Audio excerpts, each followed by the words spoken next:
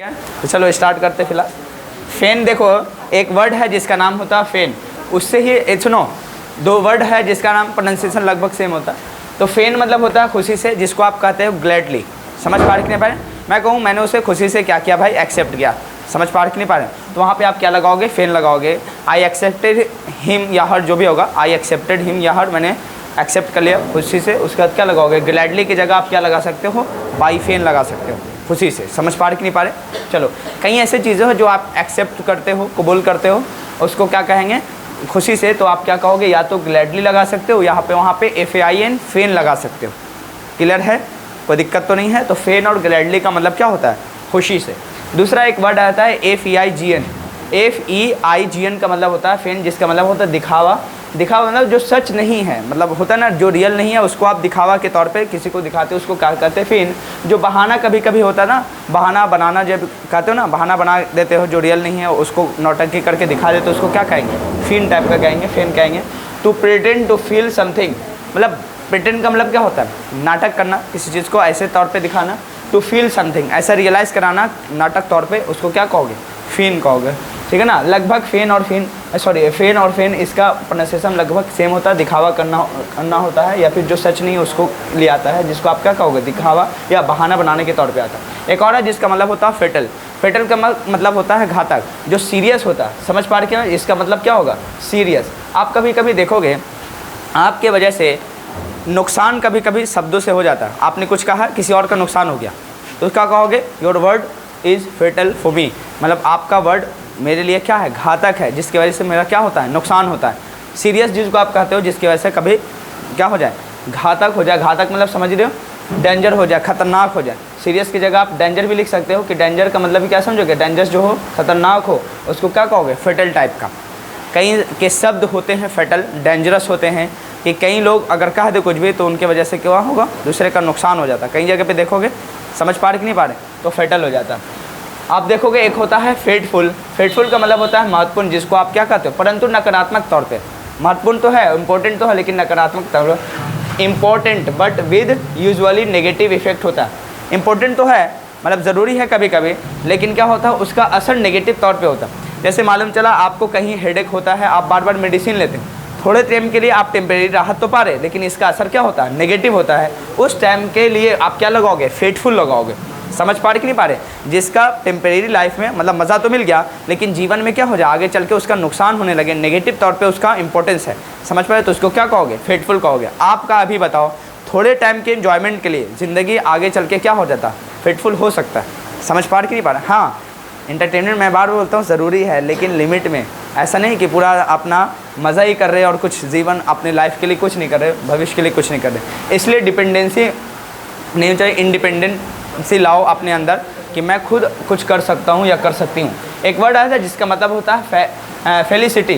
Felicity का मतलब होता है प्रसन्नता, जिसको आप हैप्पीनेस के साथ कहते हो, खुशी के साथ। आप ब्लेसिंग्स या हैप्पीनेस, ब्लेसिंग मतलब जिसको दुआ के साथ बोला, हैप्पीनेस चीयरफुल के साथ जिसको कहोगे। चीयरफुल समझते हो, है ना? चीयर अप जिसको कहते हैं, जो खुशी के साथ, ग्लैडली के साथ होता है।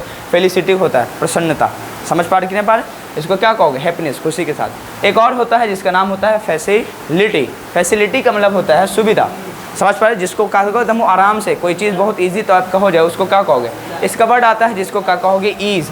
ईज़ या कम्फर्ट। कम्फर्ट मतलब क्या होता है, आराम, और ईज़ मतलब भी होता है आराम, और फैसिलिटी मतलब होता है सुविधा।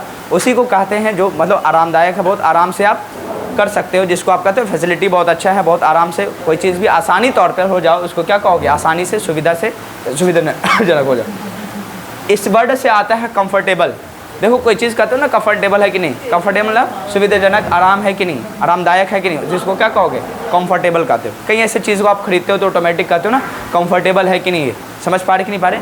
कोई अपना कपड़ा भी खरीदो, कहते हो ना कंफर्टेबल, पहनने के बाद बहुत आरामदायक लगेगा नहीं कि कपड़े खरीदे या कपड़े पहने। समझ पा रहे कि नहीं पा रहे? उसको कहते हैं। एक है फैकल्टी आता है। फैकल्टी का मतलब होता है कार्य शक्ति। कॉलेज का विभाग या कॉलेज के अध्यापक गण को कहते हैं आप फैकल्टी।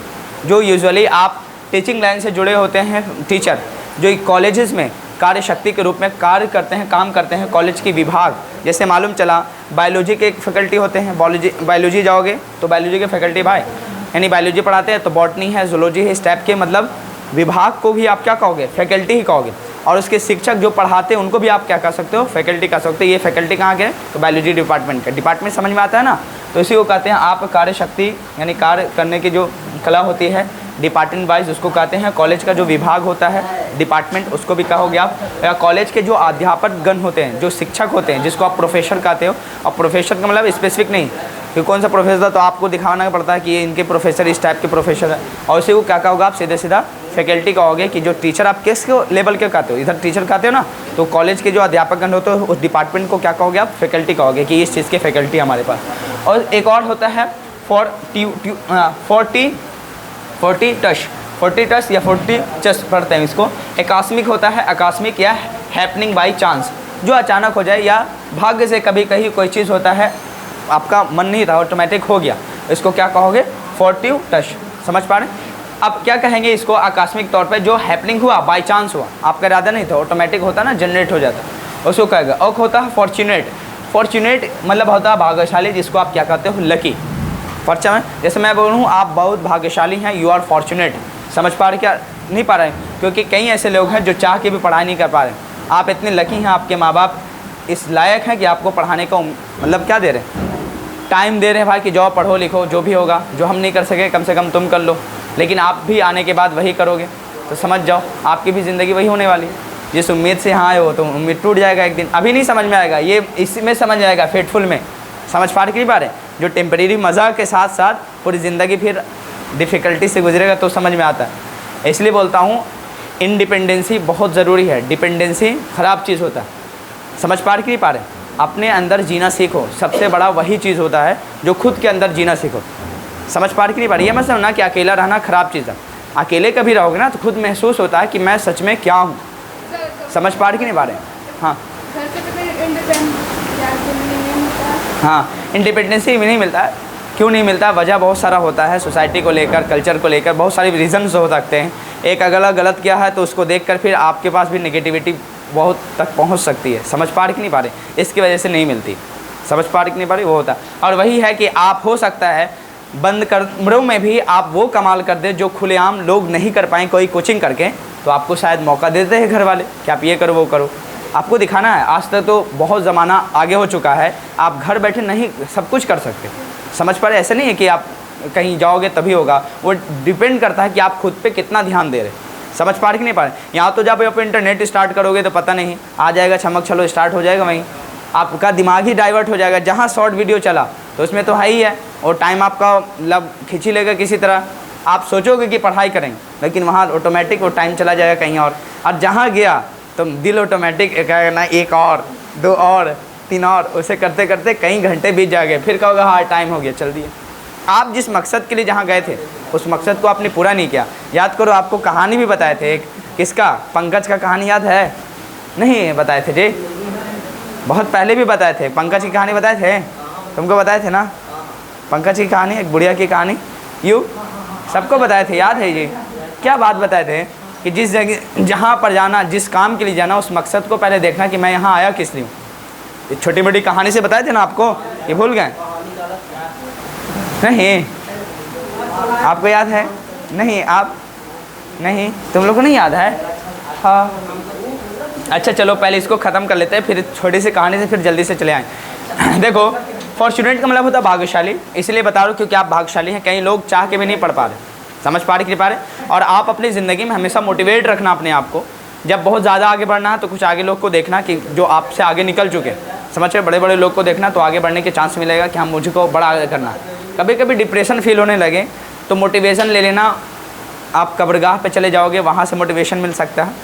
वहाँ से आप कैसे मिलेगा वो भी बता दे रहा हूँ। ये मत समझना कि सर कब्र से कैसे हम मोटिवेशन हो सकते हैं, मोटिवेट हो सकते हैं, अपने आप को मोटिवेशन ले सकते हैं। आप नहीं सर जाओगे तो शमशान घाट चले जाना, वहाँ से भी मोटिवेशन मिल सकता है। कैसे, आप कैसे भाग्यशाली अपने आप को मानेंगे, कैसे आओगे? सुनो बता, अरे नहीं तो चले जाना ध्यान से। अभी बताओ, आपसे कम उम्र के लोग इस दुनिया से जा चुके, बहुत अच्छे थे, आपसे कई कार्यकुशल थे, फिर भी दुनिया से चले गए। तो सोचो आप उनसे कई जगह लगे हैं कि आप ज़िंदा हैं। समझ पा रहे कि नहीं पा रहे? कोई लोग ऐसे हैं जिनके पास हाथ नहीं है, पैर नहीं है, समझ, फिर भी ज़िंदगी जी रहे हैं। आपके पास उससे तो बेहतर ज़िंदगी है ना। इस तरह से मोटिवेट करना, कोई बात नहीं है। कोई भी चीज़ आपकी ज़िंदगी में आएगा सब टेम्परेरी आएगा। तकलीफ़ हो, खुशी हो, गम हो, कुछ भी आए सब टेम्परेरी है। इसको एक्सेप्ट करके निकलना है।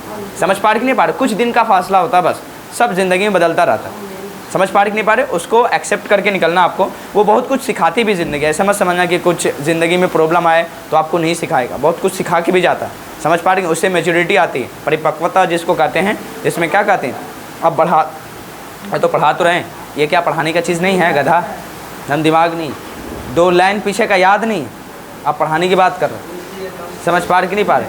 चलो तो ये बातें ध्यान से रखना है। और इसी में पंकज जी कहानी बताएंगे लास्ट में। पहले भाग्यशाली समझ में आ गया, क्यों लकी है, हमेशा अपने आप को मानना भी है, डिप्रेशन फील नहीं होने देना अपने आप को। एक होता है फ्लॉन्ट। फ्लॉन्ट का मतलब होता है शो ऑफ करना, दिखावा करना, डिस्प्ले और ऑस्टेंटेशियस जिसको कहते हैं, ऑस्टेंटेशियसली। ये देखो ओ इसी के साथ है, ये मत समझना क्या अलग है, ओ एस के साथ है। ओ किसके साथ है बताओ? एस के साथ है। चलिए, इसका मतलब होता है शो ऑफ करना, दिखावा करना, जो आपके पास ना हो फिर भी दिखाते हो।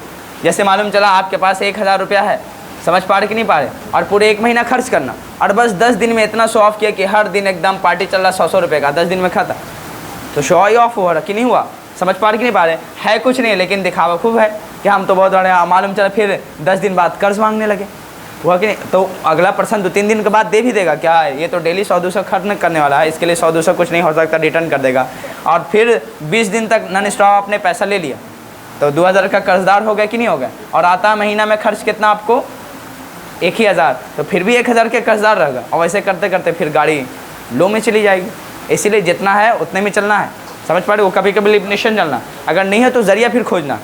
समझ पा रहे? चलो अब देखो ये बात हो गई। अब आओ फ्लॉट। एक होता है फ्लॉट, एक फ्लॉट का मतलब, फ्लॉन्ट और फ्लॉट में फ़र्क है। देखो फ्लॉन्ट मतलब होगा दिखावा करना, एक फ्लॉट मतलब होगा उल्लंघन करना, जिसको आप कहते हैं डिसरिगार्ड करना, और रूल और कस्टम। कस्टम का मतलब एक बात में बताए थे, जिसका मतलब होता है रिवाज। बताए थे ना, जिसको आप हैबिट से कंपैरिजन करवाए थे। हैबिट का मतलब भी आदत होता है ना, और कस्टम का मतलब हैबिट के बराबर होता है। लेकिन ये किसके लिए आता है? जो सोसाइटी करता है। जैसे मालूम चला फर्स्ट बेबी बॉर्न हो तो ऑटोमेटिक नैयर जाके वो पहनावा ओढ़ावा होता है, ये कस्टम सोसाइटी का खेला। हर जगह पे जाना देखो होता है कि नहीं सोसाइटी में, उसको कहते हैं कस्टम। और जो हैबिट होता है आपका वो पर्सनली होता है। और डिसरिगार्ड करना मतलब उसको रिगार्ड ना करना, सम्मान ना देना। और रूल मतलब जो नियम बनाया गया है, जो शिष्टाचार या कस्टम बनाया गया है, जो रिवाज बनाया गया, उसको आप डिसरिगार्ड करते, उल्लंघन करते, उसको क्या कहोगे आप? फ्लॉट कहोगे। जैसे मालूम चला वही फर्स्ट बेबी बॉर्न हुआ है कहीं, ऑटोमेटिक वो नैयर ना आके ससुराल में बेचारी रह गई, नैयर से कोई वास्ता नहीं, ना घर मतलब नैयर वाले बोला है, ना खुशी कुछ हुआ, ऐसा होता कि नहीं होता? तो उसको क्या कर दिया आपने? जो रूल रेगुलेशन था उसको उल्लंघन कर दिया, जो सोसाइटी का था। समझ पा रहे कि नहीं पा रहे? ऐसा देखा कि नहीं देखा? क्लियर? उसको कहते हैं फ्लॉट। एक होता है फ्लेयर। चलो यहाँ पे शायद कट रहा होगा वो वीडियो। एक फ्लेयर होता है FALIR, फ्लेयर FALAIR। फ्लेयर का मतलब होता है देखो जन्मजात प्रवृत्ति, यानी जो बचपन से हो, जब से जन्म से लिया हो वैसा प्रवृत्ति, वैसे हैबिट को आप क्या कहोगे? फ्लेयर। जो मतलब नेचुरली एबिलिटी का होता है, नेचुरल मतलब एबिलिटी का होता है। नेचुरल का मतलब क्या होगा? जो प्राकृतिक देन होता है। समझ पा रहे कि नहीं पा रहे? ये आप नहीं करते हो, वो ऑटोमेटिक होता है, जन्मजात होता है, अपने अंदर नहीं, ऑटोमेटिक मतलब बचपन से रहता है, या ऊपर गॉड भगवान अल्लाह ऑटोमेटिक वो आपको क्रिएट करके दिया है, उसको क्या कहोगे? फ्लेयर कहोगे। ये जन्मजात प्रवृत्ति का। जैसे मालूम चला किसी का एक हैंड ही ना, ऐसे कई लोग का बॉर्न हो जाता है, किसी का पैर ही ना। समझ पा रहे कि नहीं पा रहे? और हो सकता है कई लोग हो सकते हैं ब्लाइंड जन्म लेते हैं, उसको क्या कहोगे? फ्लेयर कहोगे कि भाई जन्मजात है। समझ पा रहे कि नहीं पा रहे? उसको कहेंगे। एक और है जिसका, एक और है FALARE। ये फ्लेयर का मतलब क्या होगा? धधकना, फैलना, धधकना या फैलना, या अ बर्स्ट ऑफ फ्लेम और लाइट टू बिकम एंग्री। मतलब क्या होता है? या तो मतलब जो बहुत देखोगे गुस्से से मतलब पीले हो जाते हैं, होता कि नहीं होता? फ्लॉन्ट होते हैं ना कभी कभी गुस्से में, उसको क्या कहोगे? बिकम एंग्री, गुस्से हो जाना, फ्लेयर हो जाना। या मालूम धधकना या चमकना जिसको कहोगे, या फैल जाते, फैलना भी होता है इसका मतलब, या धधकना। धधकने का मतलब देखोगे जब भी आग धधकता है, जैसे कोयला देखा है आपने, तो कैसा टेम्परेचर होता है, कितना लहलहाट होता है, उसको क्या कहोगे? Flair type. समझ पा रहे कि नहीं पा रहे? उस धधकना को क्या कहोगे? या फैल जाता, कभी कभी स्प्रेड हो जाता है वो, मतलब आपका एंग्री, या हो सकता है वही जो आपका आग के अंदर जो ये है तपिश होता है वो फैल जाए, तो धधक जाए, तो उसको क्या कहोगे? फ्लेयर कहोगे। क्लियर है? ये फ्लेयर में बहुत डिफरेंस है, इसका ध्यान रखना है। मुझे उम्मीद है कि बातें क्लियर हो गई होगी। अब देखो ये कहानी भी बताए थे बहुत पहले कहानी क्या था बताओ, फिर से याद दिलाते आपको। शुरुआत में ही बताया था। कहानी स्टार्ट होती है कि एक बुढ़िया का, उसके मतलब हस्बैंड नहीं था, हस्बैंड का डेथ हो चुका था। एक बुढ़िया का एक बेटा इकलौता था। उसकी उम्मीदें थी कि अब मैं जब बूढ़ी हो चुकी हूँ तो बहू घर पे लेके आऊँगी तो मुझे मतलब काम करना नहीं पड़ेगा, आराम बहू करके देगी। एक उम्मीद पाल रखी थी। उसने सोचा कि चलो बेटा बड़ा हो चुका है, उसका शादी वादी कर लेते हैं। देखो जब शादी हो गया ना उस बेटे का, तो 1 साल तक वो जो बहू थी बहुत उस बुढ़िया का ख्याल रखी। और जब ख्याल रखी तो कुछ दिनों के बाद देखोगे चेंजेस होता है दिलों में, नफ़रतें कभी ना कभी आ जाती है, लेकिन आना नहीं चाहिए। बर्दाश्त करना चाहिए, क्योंकि रिश्तों को बचाने के लिए बर्दाश्त बहुत ज़रूरी है। गुस्से आए तो चुप हो जाया करो या पानी पी के हट जाया करो। गुस्से में कहे गए वर्ड होते हैं ना, कभी कभी चुप जाते हैं, तो माफ़ी भी मिल जाए तो, लेकिन वो दर्द बताया नहीं जा सकता ना, बताए भी थे बहुत पहले। इसीलिए बर्दाश्त करना सीखिए ज़िंदगी में, तभी आगे आ जाओगे। जो भी इंसान बड़े पोस्ट पे देखना, हमेशा वो बर्दाश्त किया हुआ होता, बहुत बर्दाश्त करता, समझ पा रहे, हर चीज़ों को सहन करके आगे चलता। समझ पा रहे कि नहीं पा रहे? अगर आप भी बहुत बड़े पोस्ट को चाहते हो, अचीवमेंट करें या लाइफ में या सोसाइटी में कुछ चीज़ करो, तो सोसाइटी को हमेशा बर्दाश्त करके चलो। हाँ, कुछ ऊँच नीच होगा तो उसको कंप्रोमाइज़ करके चलना है। समझ पा रहे कि नहीं पा रहे? आगे पीछे होता लाइफ में, लेकिन इग्नोर करके नहीं चलना कि इग्नोर कर दो, ये कर दो, वो कर दो। वो मतलब कंटिन्यूअस क्या होना चाहिए, बर्दाश्त होना चाहिए। समझ पा रहे कि नहीं पा रहे? अब देखो स्टार्ट हुआ था वही बुढ़िया, अब शादी कर दी थी। शादी करने के बाद 1 साल बहुत अच्छे से हर बात उस बहू, वो जो बहू आई थी ना लेकर, बहुत बांधती थी, बहुत अच्छा था, ज़िंदगी बहुत अच्छे से चल रही थी। अचानक क्या हो गया, आपस में वही काम को लेकर डिस्प्यूट होने लगा, झगड़ा होने लगा। समझ पा रहे कि नहीं पा रहे? अब जब डिस्प्यूट होने लगा इस मामले को लेकर, तो बेटा को उतना ख्याल नहीं था, बेचारा जॉब से ज़्यादा था, कुछ इवनिंग में ही वापस आता था। जो बातें थी तो शेयर होता था वाइफ और हस्बैंड के बीच, उतना माँ से ताल्लुक़ नहीं रहता था। लेकिन क्या हुआ, एक दिन इतनी लड़ाई हो गई आपस में, किस में, बहू और सास में। सास बैठकर अचानक रोने लगी शाम में कि इस बहू को हुआ क्या, एक मोहब्बत भरी मतलब थी इस रिलेशन, आज क्या हो चुका। इतना रोई कि रोते रोते रात हो चुका। आया मतलब बेटा आया उस शाम में, जब शाम में आया तो मतलब माँ को समझा दिया था, तो उस टाइम में चुप हो गए थे। फिर भी वो समझाने के बाद देखो जब चुप हो गया तो सोचे कि अब चले जाते। तो बेचारा अपने मतलब छत पे था, उसका बेडरूम, चला गया, और माँ बेचारी नीचे अपने ही ग्राउंड फ्लोर पे रहा करती थी। तो ये जो बहू थी, और प्लस में तो डिस्प्यूट हो चुका था, बहू ऊपर थी, बेटा भी ऊपर था। रात जब हुआ अचानक तो भी रोने लगी, एहसास में कि पता नहीं इस रिलेशन को किसने नज़र लगा दिया, क्या हो गया कि आज हम दोनों में इतना बन नहीं रहा, हर बात के झगड़े हो रहे। ऐसे ही रोते रोते कहीं रात हो गए 9-10 बजे, फिर भी मतलब जानते हो ना, उसका ये एहसास ख़त्म ही नहीं हो रहा था, पता नहीं क्या हो गया था उस बुढ़िया को। रात 12 जब बजे तो अचानक उसके घर पे चोर आ गया। समझ पा रहे? जब चोर आया तो पहली नज़र से मुलाकात उसी बुढ़िया से होती है। जब हुआ तो वो तो समझ गई कि 12 बजे 1 बजे रात में कौन आएगा, तो डायरेक्ट पूछती है कि तुम चोर हो? तो चोर भी कहता हाँ मैं चोर हूँ। बोलो क्या करने आया? तो चोरी करने आए हो? हाँ तो आ जाओ मेरे पास, मैं तुम्हें ऑटोमेटिक सब कुछ बता दूंगी कि मेरे बहू का जेवर कहाँ पे है, पैसा कहाँ पे रखती है, सब कुछ बता दूंगी, तुम्हें इतना तकलीफ़ करने की क्या ज़रूरत है। तो चोर भी को भी लगा इतना ढूंढने से बेहतर है इस बुढ़िया के पास चले जाते हैं। सुन मतलब उसके पास जाएंगे तो सब बता देंगे। जब उसके पास वो मतलब जाता है, कौन? चोर जाता है, तो बोलती है कि मेरी एक छोटी सी कंडीशन है, तुम्हें माननी पड़ेगी। तो बोला क्या है? तो बोले बस मेरी छोटी सी एक जवानी की कहानी, उसको सुनना पड़ेगा। तो बोलते ठीक है बताओ ना जल्दी। जल्दी मतलब चोरी करने का इतना उसको मतलब भूत सवार था कि वो कुछ समझ ही नहीं रहा था, बस किसी तरह चोरी हो जाए, है ना। तो समझ नहीं पा रहा था कि बुढ़िया फंसाने की कोशिश कर रहा। लेकिन अभी देखा ना कहानी में क्या हुआ। बोले ठीक है देखो, मैं जब जवान थी ना, नई नई शादी मेरी भी हुई थी, तो मैं राजस्थान घूमने चली गई थी, राजस्थान घूमने। तो फिर क्या हुआ, अब चोर को भी इंटरेस्ट आने लगा। तो बोलता क्या हुआ, तो देखो मेरे हस्बैंड क्या हो ना कि रेगिस्तान डिज़र्ट का एरिया था, डिज़र्ट का मतलब पढ़ाया भी थे, डिज़र्ट का एरिया था, वहाँ रेगिस्तान का पूरा एरिया था, मरुस्थल एरिया था। मैं दूर चली गई थी, दूर, इतना दूर कि मैं हस्बैंड और मुझ में बहुत डिफरेंस आ चुका था, अंतर आ चुका था। किस चीज़ में? तो दूरी में। समझ पा रहे? और दूर में चली गई तो अचानक चील का हमला मेरे ऊपर हुआ, और चील का जैसे हमला हुआ तो मैं उस टाइम में पंकज पंकज चिल्लाने लगी। तो जैसे ही वो पंकज पंकज चिल्लाई ना, तो बेटा का नाम ही पंकज था। बेटा ऊपर से नीचे चला आया, क्या हुआ अम्मी? तो बोला कि देखो माँ बेटा चोर आया। तो पंकज आया, खुद दे दनादन उसको पीट दिया। अब देखो ये कहानी से हंसने की बात नहीं है। तुम लोग अगर होता तो चोर चोर, सांप निकला सांप निकला, भागो, ऐसा हो जाता। वो कितना आराम से पहले उसको फंसाई, ये हो गया, कहानी एंड नहीं हुआ। जब उसको मार पीट दिया, पंकज जो बेटा था उसको मार पीट दिया, मारपीट करने के बाद उसको कहा, अब इतना देर में समझाने के बाद उसको सुबह का टाइम आने वाला था, भोर का टाइम हो चुका था। जब भोर का टाइम हो चुका था तो उसको लगा, किसको, पंकज को, क्या अब इसको कहाँ भेज देना चाहिए, पुलिस के हवाले कर देना चाहिए, बेहतर यही होगा। तो माँ कह रही है कि छोड़ो बेटा, इसको जाने दो, काम भर इसको तुमने मारपीट दिया है, जाने दो। तो चोर कहा था कि मुझे और मारिए, इतना मारिए कि मुझे एहसास हो जाए कि मैं यहाँ चोरी करने आया था, इस बुढ़िया की कहानी सुनने नहीं आया था।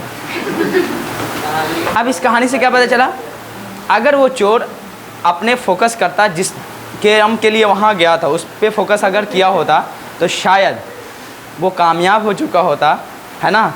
बुढ़िया को मार के साइड कर देता, उतना टाइम लगता उसको, लेकिन वो काम ना करने के बावजूद दूसरे काम में फंस गया। हम लोग भी कहीं ऐसे क्लास लोग या स्टूडेंट होते हैं, कई जगह पे होते हैं कि हम आते पढ़ने की नियत से, लेकिन कोई और चीज़ों में फंस जाते हैं। जैसे होता है ना, दोस्ती यारी वफादारी मोहब्बत में फंसने के कारण हम लोग की ज़िंदगी यूँ ही बर्बाद हो जाती है। वही फंसोगे कभी ना कभी तो दिक्कत आएगा आपको, ज़िंदगी बर्बाद ना हो, ये कहानी इससे था। अब देखो, आप दोस्ती कीजिए, लेकिन ऐसा नहीं कि आपकी ज़िंदगी बर्बाद हो रही। समझ पा रहे कि नहीं पा रहे, इसका ध्यान रखना। अब देखो यहाँ से स्टार्ट हो जाता है, आप पास्ट एंड डिफरेंस पढ़ा रहे थे केस, है ना। चलो आप डिफरेंस पढ़ा रहे थे यूज़ ऑफ अगो में और यूज़ ऑफ बिफोर में, और होमवर्क भी आपको दिए थे, याद है क्या दिए थे बताओ। लंबा कहानी है, कोई बात नहीं, बता दीजिए मुझे।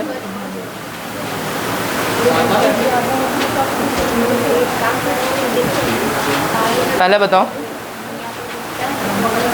बोलिए, मैं वर्बली बोल दूंगा, आप हिंदी बताते जाएं। वे लोग मुझसे रोज़ाना बातें करते हैं। They talk to me every day. They talk to me every day, यही बनेगा ना। बाकी सब लोग ध्यान दीजिए, they talk to me every day, पर मैं उन लोगों से बातें, हाँ, but I do not talk to them every day. क्योंकि आज मेरे दोस्त मुझसे मिलने आ रहे हैं। मेरा दोस्त, अब देखिए, आपका कल कन्फ्यूजन था ना कि मैं, वे लोग मुझसे प्रतिदिन बात करते हैं, मैं उन लोगों से प्रतिदिन बात नहीं करता, ये कैसे हो सकता है। तो यहाँ पे मैंने कंडीशन में था, हो सकता है दो ग्रुप के लोग हैं, उन लोग मुझसे बात करते हैं, ठीक है, और हो सकता है दूसरे ग्रुप के लोग हैं जिन लोग, उन लोगों से मैं बातें नहीं करता। समझ पड़े, वो दोनों अलग अलग केस था, बताए थे। तो I do not talk to them every day. आगे, क्योंकि आज मेरा दोस्त मुझसे मिलने आ रहा था। Because my friend is coming to meet me today. Because my friend is coming to meet me today. पर उसके पिता मुझसे मिलने नहीं आ रहे। पर उसके पिता, पर but his father is not coming to meet me. मैं उनके पिता से मिल चुका हूँ। मैं उनके पिता से मिल चुका हूँ। I have met his father. I have met his father. फिर भी मैं सुबह से अपने दोस्त से मिलने का राह देख रहा हूँ। हाँ, बट फिर लिखना, बट फिर भी के लिए बट या इवन देन, दोनों में से ये लगा सकते। हाँ, स्टिल भी लगा सकते हैं, स्टिल, फिर भी, इवन देन, या आप बट लगा के चल सकते हो, दोनों में, तीनों में से एक, बट, स्टिल, या फिर क्या लगाओगे, इवन देन। हो गया। फिर भी क्या बता रहे हैं, फिर भी मैं सुबह से अपने दोस्त से मिलने का राह देख रहा हूँ। राह देख रहा हूँ, तो स्टिल, या फिर क्या लगाओगे, even then. I have been waiting for, I have been waiting for my, बताएंगे इसको, दो तीन कंडीशन से बताएंगे, फिलहाल बताओ जो मैं बता रहा हूँ, पहले ये देख लेना। I have been waiting for my friend since morning, ठीक है ना। दूसरा एक वर्ड आता है, देखो ये, यहाँ ध्यान दीजिए, एक वर्ड आता है जिसका मतलब होता है look forward to. Look forward to, इसका मतलब होता है किसी का बेसब्री से इंतज़ार करना। Look forward to, look forward to का मतलब होता है किसी का बेसब्री से इंतज़ार करना। होता है कि नहीं होता। लुक फॉरवर्ड टू का मतलब होता है किसी का बेसब्री से इंतज़ार करना। अब मैं कहूँ, मैं आपका सुबह से बेसब्री से इंतज़ार कर रहा हूँ, मैं आपका सुबह से बेसब्री से क्या कर रहा हूँ, इंतज़ार कर रहा हूँ, तो आप क्या कहोगे, आई हैव बीन।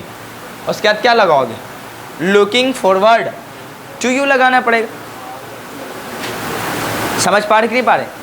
हाँ, लुकिंग फॉरवर्ड टू का मतलब होता है बेसब्री से किसी का इंतज़ार करना। अब वैसे भी लगा सकते हैं आप, क्लियर। तो ऐसा अगर आप बनाए हो तो ऐसे भी बना लेना। सिंस उसके बाद क्या लगाना, मॉर्निंग। कोई दिक्कत? चलिए, मैं कल बाजार गया था। I went to market yesterday. Market से मैंने 2 किलो सेब खरीदा। मार्केट से मैंने 2 किलो सेब खरीदा। आई क्या लगाओगे, bought 2 kgs apple from market. और कल जब वहाँ से आ रहा था तो मैंने अपने शिक्षक को देखा। हाँ, when I was returning from there, जब मैं वहाँ से वापस आ रहा था, या कमिंग फ्रॉम देयर, जब मैं वहाँ से आ रहा था, दोनों में से एक लगाओ। रिटर्निंग फ्रॉम देयर या कमिंग फ्रॉम देयर, मैं वहाँ से आ रहा था, तो क्या लगा, मैं अपने शिक्षक देखा। आई सा माई टीचर, सी का सा हो जाएगा, आई सा माई टीचर।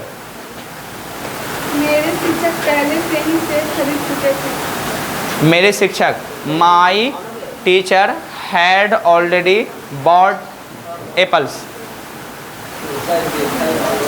और वह मेरा ही 2 घंटों से इंतजार कर रहे थे। और and he had been waiting for me, भाई तो बता रहा हूँ, he had been waiting for me. Wait for मतलब क्या होता है, इंतज़ार करना। He had been waiting for me, कब से, 2 घंटे से, फॉर 2 hours, 2 hours हो जाएगा। आगे बताओ, फॉर 2 hours। आगे, मैं कल पटना जाऊंगा। I will go to Patna या I shall go to Patna tomorrow. ये वाला क्लास देख लेना जो आज पढ़ाएंगे, जाओ बाकी क्लास वहाँ ज्वाइन कर लेना, ठीक है। मेरा दोस्त अब तक दिल्ली, फॉर्म पेंडिंग है तो सबमिट कर लेना। आगे बताओ, लेकिन मेरा दोस्त दिल्ली पहुंच चुका होगा। मैं कल पटना जाऊंगा ना, I shall go to Patna tomorrow या I will go to Patna tomorrow, हो गया। अब तक मेरा दोस्त दिल्ली पहुंच चुका। अब तक मेरा दोस्त दिल्ली पहुंच चुका होगा। My friend will have reached Delhi till now या बाई नाउ।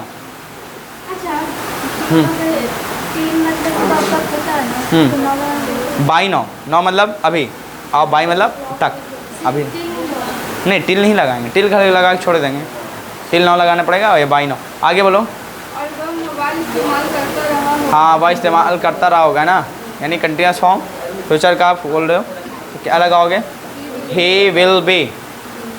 उसके बाद क्या, यूजिंग अ फोन।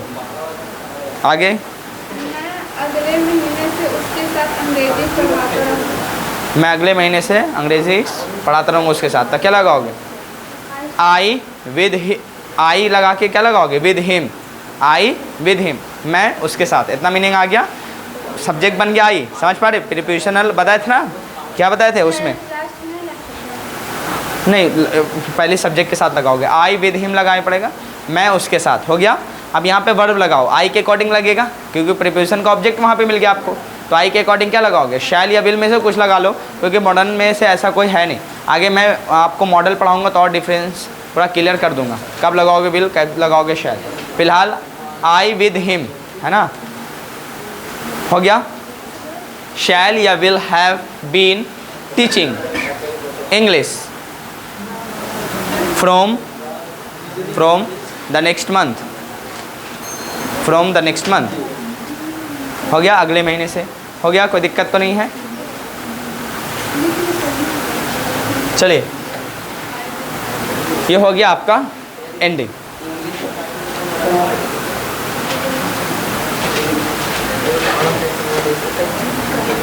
हो गया। अब आइए,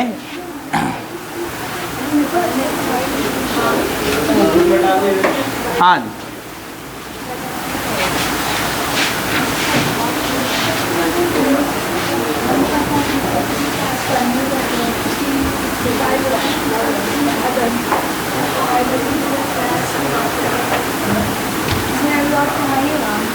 क्यों पढ़ाए जाए,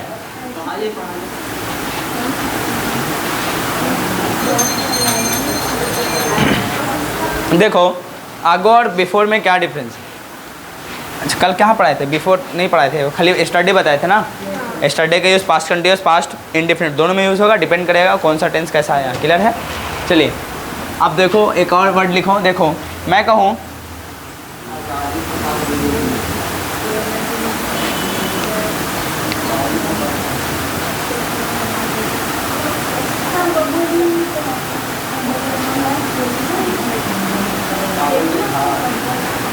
when he was in London, when he was in London, इसका मतलब क्या समझोगे, जब वह लंदन में था, ठीक है ना। एक लिखा हुआ है he had done that work, ठीक है ना। चलिए सुनो, देखो एक सेंटेंस में लिखूं he did this work, he did this work, और एक मैं सेंटेंस लिखूं he had done this work, he had done this work। सुनो, आपको पिछले हम लोग बेसिक फॉर्म में पढ़े थे, बेसिक सेंटेंस में आपको पढ़ा दिया, बेसिक टेंस में पढ़ा दिया गया था कि सेंटेंस दोनों सही है, ये बताए थे मैं, समझ पा रहे कि नहीं पा रहे। लेकिन अगर ये बात कह दूँ, चलो आई डिड दिस वर्क और मैं लिखूँ I had done this work, कौन सा अप्रोप्रिएट है, कौन सा प्रॉपर सही है, इसकी बात करें तो सबसे ज़्यादा अगर कहोगे तो ऊपर वाले सही है। ये सेंटेंस ऑटोमेटिक सबसे ऐसे लिख दोगे I had done this work तो गलत माना जाता है। कैसे, देखो एक आपको सबसे पहले टाइमलाइन पढ़ाया जाता है, क्या पढ़ाया जाता है, टाइमलाइन, और ये अगर सीख गए तो इसके बाद आने वाला सभी टाइमलाइन को आप समझ जाओगे। इमेजिन करो कि ये प्रेजेंट टाइम है, कौन सा टाइम है, यहाँ पे आप जहाँ पे हो वो प्रेजेंट टाइम है। देखो आगे जब जाते हो यानी फ्यूचर, आगे जितना भी टाइम है उसको क्या कहोगे आप, फ्यूचर कहोगे। समझ पा रहे कि नहीं पा रहे, जिसको आप क्या कहोगे फ्यूचर, फ्यूचर का मतलब क्या होता है, आने वाला टाइम, यानी जिसको आप क्या कहोगे, आपके लाइफ में आया नहीं है, इमेजिन करोगे उसको टाइम को आप क्या कहोगे, फ्यूचर टाइम। जो आपकी ज़िंदगी से बीत चुका हो उसको आप क्या कहोगे, पास्ट टाइम। समझ पा रहे, जो अभी रियलाइज़ कर रहे हो वो भी क्या हो जाएगा, प्रेजेंट टाइम। समझ पा रहे, लेकिन खुद बताओ सब जो रियलाइजेशन आपका होता है थोड़े थोड़े टाइम के लिए, क्या ये प्रेजेंट सही में परमानेंट होता है कि ये भी टेम्परेरी है, ये टेम्परेरी है। समझ पा रहे, देखो थोड़ा देर पहले मैं ये सेंटेंस लिख रहा था, अब हमारे लिए वो पास्ट हो चुका, बीत चुका। समझ पा रहे कि नहीं पा रहे, हाँ उसका रिलेशन अगर लाना है मुझे अब तक, तब प्रेजेंट परफेक्ट का यूज़ करते थे, याद है आपको। लेकिन अभी क्या है कि अभी प्रेजेंट टाइम में आप जी रहे हो, इससे आगे जाओगे तो फ्यूचर मिलेगा, पीछे जाओगे तो पास्ट मिलेगा, यही कहानी है आपका टाइमलाइन में। देखिए अभी दो केस मैं बना देता हूँ, ठीक है ना। मैं कहूँ एक मान लो कि मैं मंडे को यहाँ आया था, क्लास लिया था, समझ पा रहे कि नहीं पा रहे, आपको एक वर्ड पढ़ा दिया था जिसका नाम है इमिग्रांट, ठीक है। इमेजिन करो कि मैंने इमिग्रांट पढ़ाया था, एक वर्ड हो सकता है मंडे से पीछे जाओगे तो मैं लिखा था कि बस सैटरडे आया था, संडे मान लो कि संडे के दिन क्लास हुआ भाई, मंडे से पीछे जाओगे तो संडे के दिन क्लास हुआ, और एक वर्ड पढ़ाया था इमिग्रांट, ठीक है ना, इमिग्रांट। और दोनों को मैंने एक साथ, फिर मंडे के बाद ट्यूसडे हुआ तो ट्यूसडे के दिन फिर मैंने दोनों में डिफरेंस बता दिया। या हो सकता है कि ट्यूसडे के दिन एप्लीकेशन बताइए इसका कि कहाँ कहाँ यूज़ करना चाहिए, और दोनों का मीनिंग बता दिया। खुद बताइए, ये मंडे भी हमारे लिए पास्ट है, ये संडे भी हमारे लिए पास्ट है, और जो प्रेजेंट टाइम है मालूम चला आज फ्राइडे, मान लो कि आज क्या है, फ्राइडे, ये जो भी टाइम होगा आपका बताओ पास्ट है, फ्यूचर छोड़ दीजिए, अभी बताओ दोनों पास्ट है। एक क्या है, रिसेंट पास्ट है। इमेजिन करो कि मंडे के दिन बताया था, छोड़ दो बीच में क्या होता, मंडे के दिन बताया, संडे के दिन क्लास हुआ था, एक वर्ड बताया इमिग्रांट, एक बताया था इमिग्रांट। इमिग्रांट और इमिग्रांट में बताया था डिफरेंस। इमिग्रांट का मतलब क्या था बताओ, प्रवासी, और इसका मतलब क्या होता है, अप्रवासी। इसका मतलब होता है परमानेंट सेटलमेंट, किसी दोस्त को छोड़कर दूसरे देश में। एक और हुआ था जिसमें आप काम के लिए, स्टडी के लिए या कोई पर्पज़ के लिए आप जाते हो थोड़े समय के लिए, 2 साल 4 साल 5 साल के, अपने देश को छोड़कर दूसरे कंट्री में, तो उसको कहेंगे इमिग्रांट होगा। बताए थे डिफरेंस। अब देखो यहाँ पे मंडे के दिन जब था तो बताओ, मैं कहा कि आई टॉट, मैं एक सेंटेंस लिखता हूँ, आई टॉट, ठीक है ना, आई taught you, I taught you, I taught you, मैंने तुम्हें पढ़ाया, ठीक है ना, the word immigrant on Monday. सुनो, जब भी आपका प्रेजेंट से डायरेक्ट रिलेशन किसी भी पास्ट का होगा तो आपको कहना पड़ेगा, पास्ट इंडेफिनिट का यूज़ करके करोगे, पास्ट परफेक्ट का यूज़ आप डायरेक्ट नहीं कर सकते। समझ पा रहे कि नहीं पा रहे। अब पीछे जैसे जाते हो आप याद करो, पास्ट देखो एक होता है पास्ट टाइम, आपकी ज़िंदगी में ये पास्ट टाइम है, एक और होता है जो पीछे से भी पीछे, यानी पास्ट से भी पीछे जाओगे तो इसको कहते हैं पास्ट ऑफ पास्ट। इसको क्या कहोगे, पास्ट ऑफ पास्ट। और जब भी पास्ट ऑफ पास्ट मिलता है तब आप पास्ट परफेक्ट का यूज़ करते हो। क्या करते हो, पास्ट परफेक्ट का यूज़ कब करोगे, जब पास्ट ऑफ पास्ट मिलेगा तब, यानी पास्ट से भी रिलेशन जब पीछे जाएंगे तब। समझ पा रहे। जैसे मैं कहूँ कि मैंने मंडे को इस काम को किया, तो I did this work on Monday, मैं कहूँगा मैंने मंडे से भी पहले इस काम को किया था, इसका मतलब हमारे लिए मंडे तो ये क्या है, पास्ट है ही है, इससे भी पहले ही बात कर रहे हैं, तो आप ये कहा हो जाएगा पास्ट ऑफ पास्ट, वहाँ पे क्या लगाओगे, पास्ट परफेक्ट। समझ पा रहे कि नहीं पा रहे, ये बातें ध्यान रखना है। अब देखो मैं क्या कहूँगा, आई हैड, अब इसके लिए क्या लिखना पड़ेगा, I had taught you the word immigrant, है ना, उसके बाद क्या लगाओगे, बिफोर, बिफोर कब लगाओगे, बिफोर, बिफोर मंडे, मंडे से पहले, इसका मतलब क्या लिखोगे, ऑन संडे। समझ पा रहे कि नहीं पा रहे, तब ये बातें सही होगा, वरना आप डायरेक्ट, अच्छा एक बात कह दूं, यहाँ पे दो सेंटेंस मैंने पढ़ा, दो वर्ड पढ़ाया है, क्या हम ऐसा लिख सकते हैं, I taught you the word immigrant on Sunday, नहीं कर सकते। क्यों नहीं कर सकते, क्योंकि पास्ट में भी मैंने क्या पढ़ाया था, ये पास्ट का रिलेशन आ चुका है। जब देखो एक पास्ट होगा जहाँ पे आपका क्या हो जाए, प्रेजेंट से डायरेक्ट रिलेशन बने, तो उसके लिए क्या लगाओगे, पास्ट इंडेफिनिट। अगर पास्ट और पास्ट से रिलेशन बनाना है तो हमेशा पास्ट परफेक्ट का यूज़ करना पड़ेगा। समझ पा रहे कि नहीं पा रहे। अब यहाँ पे देखो, when I was in London, जब sorry when he was in London he had done that work, वह इस काम को कर चुका था, क्या डिड लगाओगे यहाँ पे, नहीं होगा। क्यों, when he was in London, जब वह लंदन में था तो उसने क्या कर लिया था, काम कर लिया था या काम कर चुका था। समझ पा रहे कि नहीं पा रहे, क्या प्रेजेंट से रिलेशन बन रहा है कि पास्ट का पास्ट से रिलेशन बन रहा, पास्ट का पास्ट से बन रहा। समझ पा रहे कि नहीं पा रहे। हाँ डायरेक्ट आप क्या ये बातें लिख सकते हो, ही had done that work in London, नहीं लिख सकते। क्यों नहीं लिख सकते, पास्ट परफेक्ट का यूज़, पास्ट परफेक्ट का यूज़ वहाँ पे होता है जब पास्ट इंडेफिनिट का रिलेशन बनेगा तब। अब देखो मैं दो सेंटेंस लिखवाता हूँ, एक जगह पे आपको क्या लगाओगे, पास्ट इंडेफिनिट, और दूसरी जगह पे क्या लगाना है, पास्ट परफेक्ट। जैसे मैं लिखूँ, मैंने इस काम को सोमवार को किया, सोमवार को किया, ठीक है ना। अब एक सेंटेंस मैं लिखता हूँ दूसरा, मैंने इस काम को सोमवार से पहले किया था, सोमवार से पहले किया था। पहले किया लिख दूँ या किया था लिखें तो भी आप बताओ इसका ट्रांसलेशन और इसके ट्रांसलेशन में क्या अंतर आएगा। लगता है कट रहा होगा, चलिए यहाँ पे बताइए इसका ट्रांसलेशन क्या होगा और इसका ट्रांसलेशन क्या होगा, क्या अंतर आएगा। इसमें क्या लगाओगे, पास्ट इंडेफिनिट। आई बताओ सोमवार से पहले, एक तो हमारे लिए पास्ट है ही है सोमवार, और उससे भी पहले की बात कर रहे थे, क्या लगाओगे, पास्ट परफेक्ट। इतनी बातें सब जो समझ में आ गया है, कोई दिक्कत तो नहीं है, पक्का ना। अब देखो क्या डायरेक्ट पास्ट ऑफ पास्ट यानी पास्ट परफेक्ट का यूज़ कर सकते, कभी नहीं। जब तक आपकी ज़िंदगी में पास्ट इंडेफिनिट नहीं आया तो पास्ट ऑफ पास्ट यानी पास्ट परफेक्ट का यूज़ कैसे कर सकते हो, नहीं ना। इसलिए एक आफ्टर और बिफोर का केस बनता है। पुलिस के आने से पहले चोर भाग चुका था, ऐसा वाला था ना केस। तो इसका बात बताओ, एक सेंटेंस लिखा जाए कि पुलिस के आने से पहले चोर भाग चुका था, तो टाइमलाइन देखो, एक है पुलिस के आने से पहले चोर भाग चुका था, तो चोर का भागना देखो दोनों तो पास्ट होगा, चोर का आना भी मतलब चोर का भागना भी या पुलिस का आना भी पास्ट में हुआ होगा। तो पुलिस कब आई होगी, चोर पहले भाग गया होगा, यानी एक्शन में पास्ट पहले ये वाला काम हुआ होगा, चोर का भागना ये पहले हुआ होगा। तो बताओ जो पहले बहुत भूतकाल में बहुत पहले काम होगा तो पास्ट से दूर होगा, प्रेजेंट से तो बहुत दूर होगा, और जो रिसेंट होगा उसको क्या कहोगे, प्रेजेंट से दूर मतलब पास्ट रखोगे। समझ पा रहे कि नहीं पा रहे, प्रेजेंट से कौन सा टाइम मतलब नज़दीक होगा, पुलिस का आना। मैं कहूँ चोर के भागने के बाद पुलिस आई, इसके मतलब चोर भाग चुका था तब पुलिस आई, यही तो बात कह रहा हूँ। तो मतलब चोर का भागना कहाँ होगा, पहले हुआ होगा, तो बताओ बाद में पुलिस आई है, तो रिसेंट पास्ट को प्रेजेंट से नज़दीक रखना पड़ेगा, और जो बहुत पहले काम हुआ उसको बाद में रखना पड़ेगा। तो बताओ इसको पास्ट ऑफ पास्ट में रखना पड़ेगा, इसलिए तो क्या कहोगे, द थीफ हैड फ्लेड कहना पड़ता है। समझ पा रहे, हैड का यूज़ करोगे पास्ट ऑफ पास्ट का, और police I the before the police क्या लगाओगे, ऐसा बताए थे ना। और आपको भी बहुत जगह पे यूज़ करते हुए मिला भी होगा। समझ पा रहे कि नहीं पा रहे, तो उसी पे पूरा क्या है, ये आज का क्लास डिपेंड है। अब बताओ, मुझे उम्मीद है कि ये बातें समझ में आ गया होगा। अब चलो ट्रांसलेशन बेस करवाता हूँ कि कैसे होगा। अब देखो पहले ये सेंटेंस लिख लीजिए, दोनों का ट्रांसलेशन कीजिए। ये सेंटेंस को डायरेक्ट लिखना सही नहीं होगा, हाँ ट्रांसलेशन करवाए थे क्योंकि एडवांस में ये काम देता है। समझ पा रहे कि नहीं पा रहे, ट्रांसलेशन तो करवाए थे, वहाँ जा चुका था, वहाँ खा चुका था, तो डायरेक्ट बना दो। लेकिन आज क्या हम इसको लिख सकते हैं, नहीं लिख सकते, हाँ इसको डायरेक्ट लिखना पड़ेगा। ये सही है, बिना रेफरेंस के पास्ट ऑफ पास्ट यानी पास्ट परफेक्ट का यूज़ आप सेंटेंस में कतई नहीं करना। समझ पा रहे कि नहीं पा रहे, कोई दिक्कत तो नहीं। अब मैं सेंटेंस दूंगा, ट्रांसलेशन पहले करवा लेता हूँ, फिर इंग्लिश खिलवाएंगे कि एरर कैसे पकड़ते हैं, ठीक है। पहले आप इन दोनों का ट्रांसलेशन कीजिए, और दो सेंटेंस और दे रहा हूँ अलग से, उसको कीजिएगा, जल्दी करो पहले।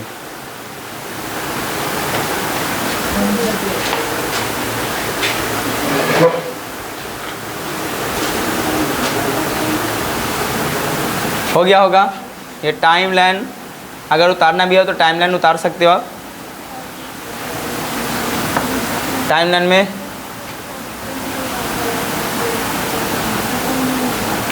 आप ऐसे कर सकते हो, टाइम लाइन हेडिंग डालिएगा, यहाँ पे प्रेजेंट टाइम लिखोगे, प्रेजेंट, इससे आगे जाएगा तो क्या लिखोगे, फ्यूचर, इससे पीछे जाओगे तो आपको क्या मिलेगा, पास्ट। लेकिन पास्ट की दो कैटेगरी होगी बाबू, एक होगा रिसेंट पास्ट, रिसेंट पास्ट, समझ पा रहे, जिसको आप पास्ट ही कहोगे, जिसका रिलेशन क्या कहोगे, पास्ट इंडेफिनिट से होगा। अगर प्रेजेंट से रिलेशन पास्ट बना रहा डायरेक्ट, उसको पास्ट इंडेफिनिट में ट्रांसलेट करना। अगर ये पास्ट ऑफ पास्ट से ही रिलेशन बना रहा, उससे पहले पास्ट इंडेफिनिट से ही रिलेशन बना रहा, प्रेजेंट से कोई वास्ता नहीं, तो ऐसे केस में इसको पास्ट ऑफ पास्ट कहते हैं। इसको क्या कहोगे, यहाँ पे क्या कहोगे, एक और पास्ट गुजरेगा तो इसको क्या कहोगे, पास्ट ऑफ पास्ट। इसको मतलब पास्ट का भी पास्ट है, इसको पास्ट परफेक्ट में बनाएंगे, पास्ट परफेक्ट में इसका ट्रांसलेशन होगा और कोई टेंस नहीं आएगा। और ख़ुद बताइए, क्या पास्ट ऑफ पास्ट यानी पास्ट परफेक्ट का यूज़ डायरेक्ट करना सही होगा, कभी नहीं। क्यों, प्रेजेंट का रिलेशन कभी पास्ट इंडेफिनिट से बिना बने पास्ट ऑफ पास्ट में यानी पास्ट परफेक्ट में नहीं जा सकता। इसीलिए ये डायरेक्ट टेंस कहीं भी लिखा हुआ नहीं हो सकता बिना रेफरेंस पास्ट के। समझ पा रहे हैं? हाँ, बेसिक में समझाने के लिए, बेसिक ट्रांसलेशन कराने के लिए उसको समझाया जाता है कि बेटा ऐसे ही करके निकल जाओ, चुका था चुकी तो पास्ट परफेक्ट होता, लेकिन ऐसा नहीं है। देखो मैंने यहाँ भी क्या लिखा, यहाँ भी क्या लिखा, लिखा है कि नहीं लिखा, है ना। मैंने इस काम को सोमवार को किया, ठीक है ना, सोमवार को किया ऐसा लिख लिया। और मैंने लिखा है मैंने इस काम को सोमवार से पहले किया, तो बताओ मेरे लिए अगर पास्ट सोमवार है तो उससे पहले की बात है, तो पास्ट ऑफ पास्ट में भागना पड़ेगा। समझ पा रहे कि नहीं पा रहे, तो क्या लिखोगे, I had done this work, यही ना लिखोगे, I had done this work, done this work, ये लिखना पड़ेगा। समझ पा रहे कि नहीं पा रहे। उसके बाद क्या लगाओगे, बिफोर लगा के फिर क्या लगाओगे, मंडे, मंडे से पहले। क्लियर। यहाँ पे बताओ क्या लगाओगे, सोमवार को किया तो ऑन मंडे लिखना पड़ेगा, आई डिड दिस वर्क होगा, I did this work, I did this work. उसके बाद ऑन लगा के मंडे लिखना पड़ेगा। समझ पा रहे कि नहीं पा रहे, कोई दिक्कत है। चलिए कम इन साइड। क्लियर। तो I did this work on Monday लिखना पड़ेगा, I had done this work before Monday लिखना। हाँ चलो दो तीन सेंटेंस लिखो, लिखो।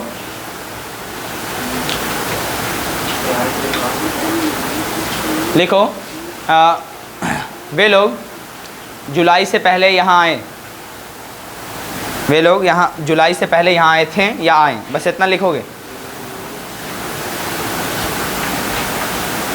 वे लोग जुलाई से पहले यहाँ आए थे या आए, ठीक है। वे लोग जुलाई से पहले यहाँ आए या आए थे, हो गया। दूसरा सेंटेंस देखो, वह जुलाई में यहाँ आया, वह जुलाई में यहाँ आया, वह जुलाई में यहाँ आया। अब दोनों को आप बनाओ, रियलाइज़ करो तो, वह जुलाई में यहाँ आया,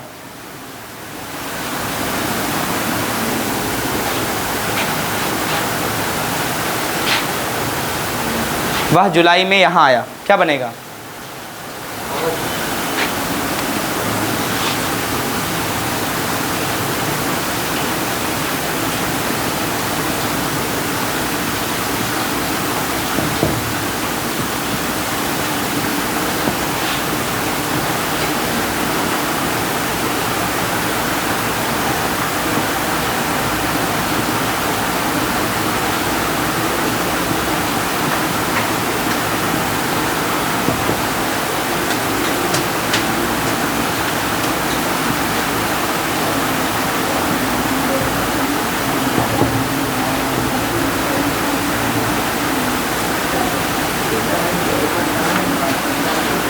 ठीक है।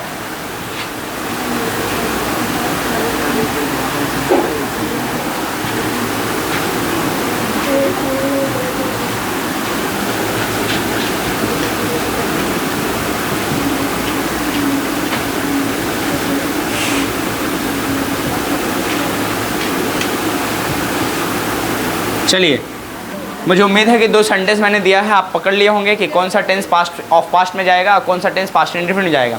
खुद बताइए, वह जुलाई में क्या, इस यहाँ डायरेक्ट प्रेजेंट का रिलेशन पास्ट से कर रहे है ना, क्या बीच में आ रहा है पास्ट ऑफ पास्ट, बीच में कुछ नहीं, तो इसको पास्ट इंडेफिनिट में है। वह क्या लिखा, वह जुलाई में यहाँ आया, पहला तो अच्छा वो जुलाई से पहले ही आया, एक और वह जुलाई में यहाँ आया, तो दूसरा सेंटेंस बनेगा ही केम इन जुलाई, वह यहाँ जुलाई में आया, ही केम हेयर हो जाएगा, ही came here in July.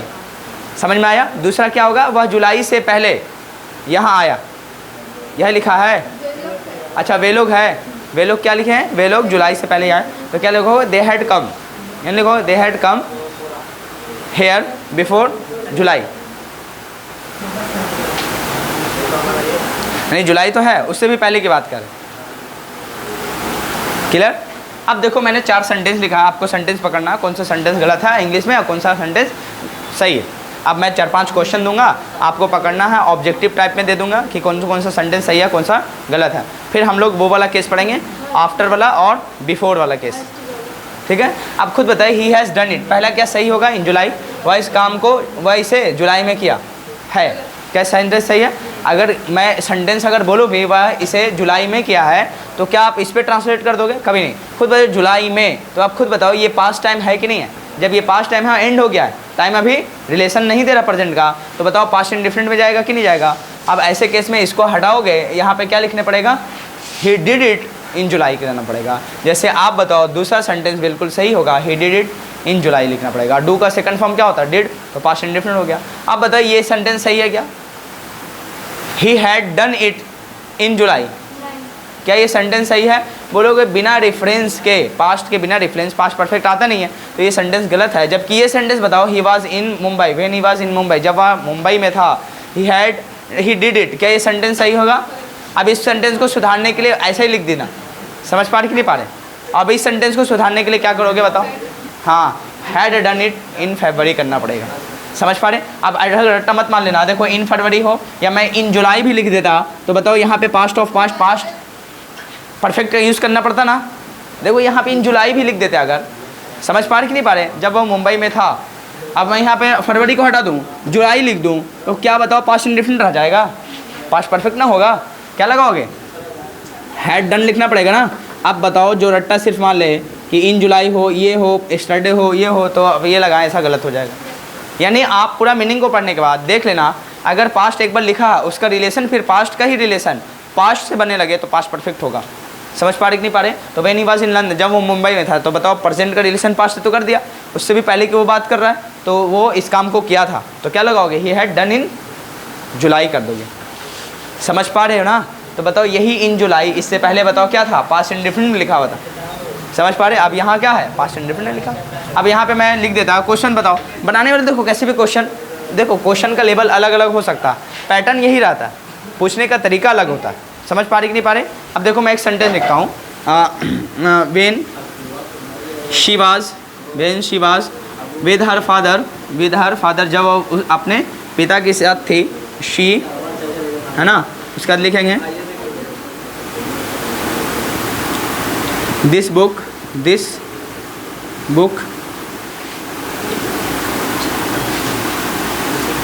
when she was in with her father in Delhi कर लो, दिल्ली, ठीक है, इन दिल्ली, ठीक है।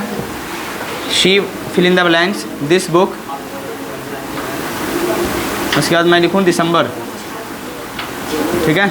ऑप्शन में दूंगा रीड्स, बी में दूंगा READ, समझना, सेकंड फॉर्म वर्ब है, रेड है, और सी में देंगे हेड, और यहाँ पे रेड लिखा हुआ है, और डी ऑप्शन में दिया जाएगा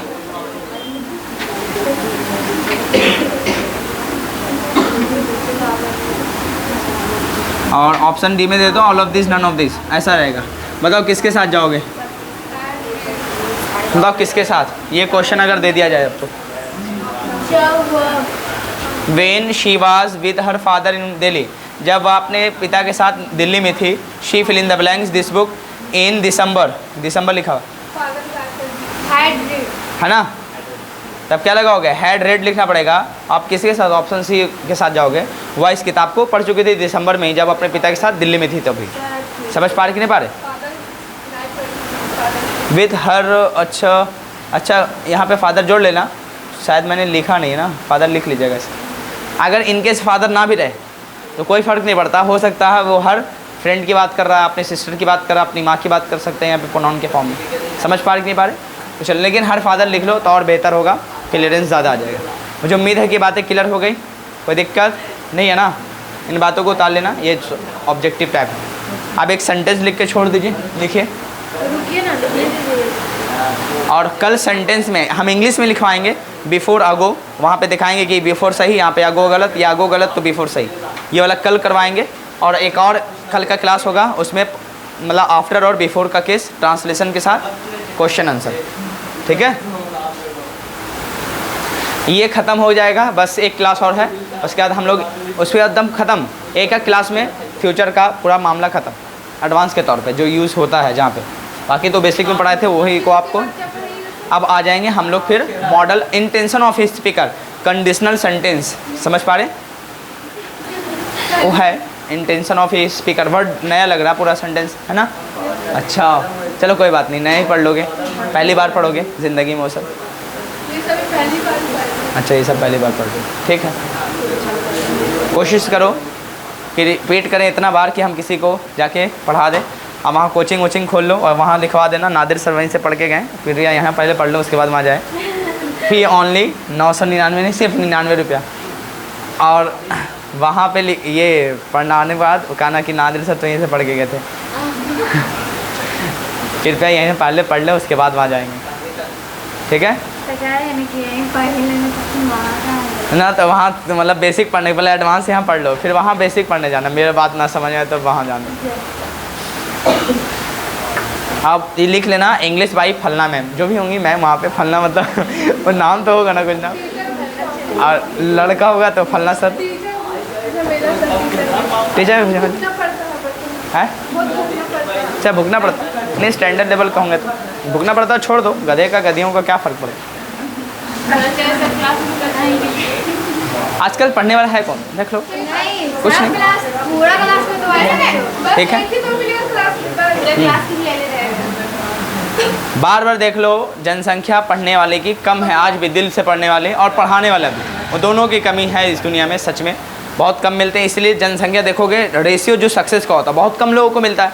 अगर करोड़ों लोग तैयारी बहुत अच्छे से कर रहे हैं किसी भी चीज़ का, तो उसमें से देखोगे हज़ारों लोग का ही अच्छे से उनको मिल पाता है सक्सेस, बाकी सब कंटिन्यूटी में आ जाते हैं। समझ में? बहुत सारे वजह होते हैं बीच में, उसको मैं जिक्र क्या करूँ, ठीक है? चलो, तो आप एक सेंटेंस लिख के छोड़ दिए, वही वाला बचपन वाला केस, पुलिस के आने से पहले चोर भाग चुका था, ये लिख के छोड़ दीजिए। इस पर बहुत सारे आप ट्रांसलेशन कल और इसका कॉन्सेप्ट कल पढ़ाएंगे।